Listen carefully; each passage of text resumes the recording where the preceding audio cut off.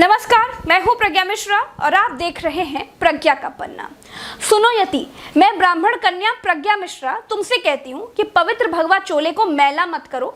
भगवा पहनकर भारत की माताओं बहनों के बारे में ऐसी घटिया, ऐसी नीच सोच सड़क पर खड़े होकर सीटी मारने वाले शहदों की भी नहीं होती है। ये निर्लज हमारे पूर्व राष्ट्रपति अब्दुल कलाम को जेहादी कह रहा था।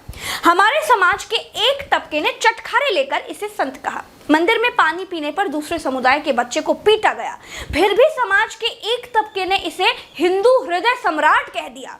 लेकिन दोस्तों, सांप को दूध कब तक पिलाया जा सकता है? सांप तो सांप है, उसकी फितरत है डसना, वो डसेगा।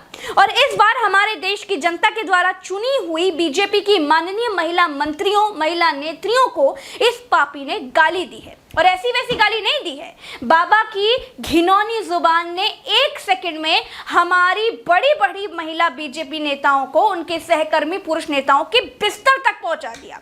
इसके मुताबिक राजनीति में और खास तौर पर बीजेपी में महिलाएं जब तक एक नेता के पास से दूसरे नेता और दूसरे नेता के पास से तीसरे नेता के पास नहीं जाती, वो आगे नहीं बढ़ सकती हैं। और जितनी भी बीजेपी में महिलाएं दिखाई दे रही हैं, अगर एक नेता के पास गई तो जब तक दूसरे के पास नहीं जाएगी, दूसरा उसका काम नहीं करेगा। तीसरे के पास, उसे तीसरे के पास जाकर फिर मतलब जा रहे। ये है अब ईमानदार और चैतमान लोग। ये है राजनीति। दोस्तों, सांप कुत्ता नहीं है कि पुचकारने पर पूंछ हिलाएगा। सांप तो डसेगा ही, उसका काम डसना है। यति को दूध पिलाने वाले बीजेपी नेता अब पछता रहे हैं कि उन्होंने यति जैसे सड़क छाप शोहदे को बाबा समझकर दूध पिलाया। जिसकी भाषा, जिसके विचार, जिसकी महिलाओं के लिए ऐसी घटिया सोच को देखकर और सुनकर सड़क छाप शोहदे भी उसे अपना महागुरु मानने लगे हैं। अब आप कहेंगे कि अरे प्रज्ञा मिश्रा, जब पावर में बैठी बीजेपी की महिला मंत्रियों को, नेत्रियों को कोई फर्क नहीं पड़ता है, तो तुमको क्या? जिन बीजेपी की महिला नेताओं को इस नीच बाबा ने गाली दी, वो कुछ नहीं बोल रही हैं, और प्रज्ञा मिश्रा आप इतने कड़े शब्दों का प्रयोग कर रही हैं। दोस्तों देखिए, बीजेपी में जितनी महिलाएं हैं, सबका मौन व्रत चल रहा है। भगवा पहनकर चाहे उनको कोई कुछ भी कहकर चला जाए, देश में या प्रदेश में इनके ही पेशे की किसी भी महिला की साड़ी खींच ली जाए, उनको फर्क बिल्कुल नहीं पड़ता।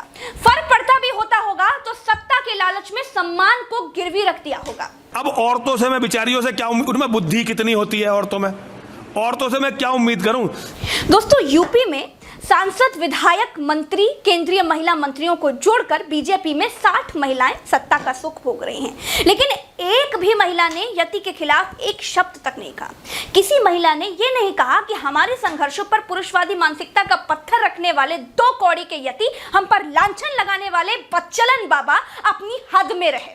बात बात पर FIR दर्ज करा देने वाले रजाई तानकर सो गए हैं। लेकिन मैं प्रज्ञा मिश्रा यति से कहना चाहती हूं कि महिलाएं बिस्तर पर चढ़कर उन्नति का आसमान देखती हैं। ऐसी गंदी मानसिकता रखने वाला हमारी सनातन संस्कृति का बाबा नहीं हो सकता।